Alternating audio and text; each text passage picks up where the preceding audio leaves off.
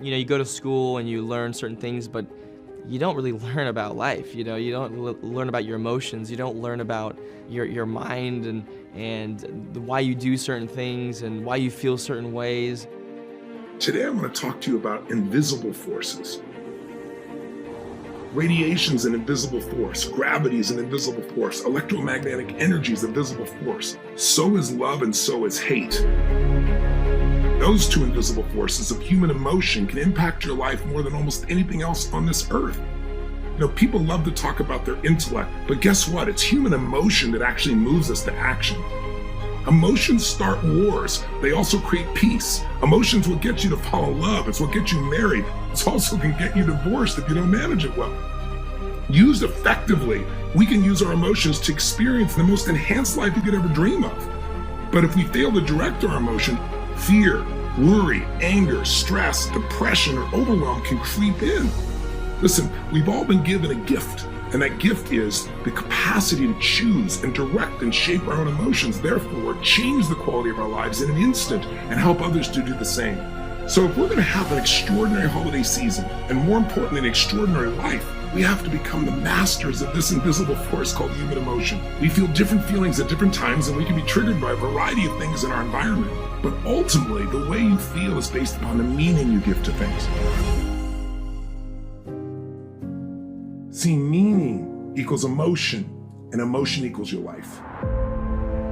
So for example, if something really challenging happens in your life, some people make up a meaning, this is happening because God is punishing me for something I've done wrong. See, the meaning we give things produces emotion. If you think God's punishing you, you're going to have a different feeling and response instead of actions than you think God is challenging or gifting you with this challenge. What's wrong is always available, as I always say, but so is what's right. Rarely does a positive emotion just interrupt you. Usually, you have to pursue them. Weeds grow automatically. You don't have to plant them. In the middle of a challenge, one of my favorite questions to ask is, what's great about this? Maybe there's an opportunity in this situation. If you and I are going to become emotionally fit, then we really have to train ourselves. Emotional fitness is that state of readiness. It's different than emotional intelligence. Most people have a highway to stress and fear and worry and upset, and they got a dirt road to happiness or joy. You can change that because emotion is a habit. This holiday season, and more importantly in your life, what do we got to do to consistently have the emotions we want is become conscious and train that habit. You need to figure out what your emotional home is. So take a look at your emotional inventory and maybe circle the top 2 positive emotions you experience most and the top 2 negative that you experience most. And then write down what tends to trigger you. And how could you train yourself in that same situation to feel differently? Just by having the awareness alone, you can change things.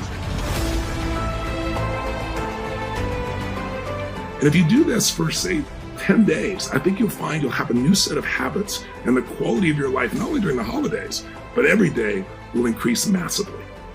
So if you really want to give yourself a gift and the people around you this holiday season, maybe make a decision. It's a simple decision. It says, from this day on, at least for the next few weeks, I'm going to train myself to tap into the gift of positive human emotions.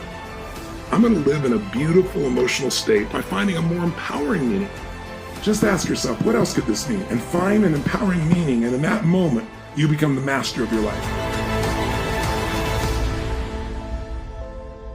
Listen, master emotion, and you master your life. Master meaning, and you master your life.